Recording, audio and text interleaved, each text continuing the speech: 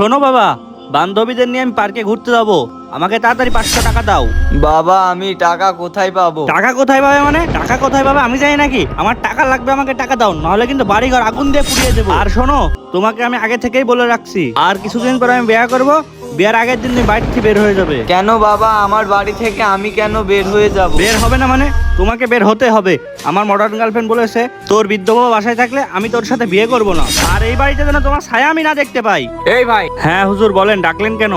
তুমি এখনো বিয়ে করোনি, তুমি বিয়ে করার জন্য তোমার বৃদ্ধ বাবাকে বাড়ি থেকে বের হয়ে যেতে বলছো? হ্যাঁ আমি বলছি, আমার মডার্ন গার্লফ্রেন্ড বলেছে এই বৃদ্ধ বাবা বাসায় থাকলে ও আমার সাথে বিয়ে করবে না। শোনেন ভাই, আমার বাবা নেই, এজন্য আমি বাবার মর্যাদাটা বুঝি। যে বাবা আপনাকে ছোট থেকে এত বড় করে মানুষ করলো, আপনি সে বাবাকে ভুলে যাচ্ছেন।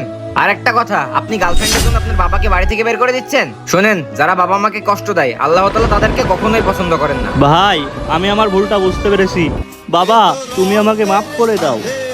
শোন, কখনো এমন কাজ করিস না যাতে তোর ভবিষ্যৎ নষ্ট হয়ে যায়। বাবা কখনো সন্তানের খারাপ চায় না। ভিডিওটি ভালো লাগলে সাবস্ক্রাইব করবেন।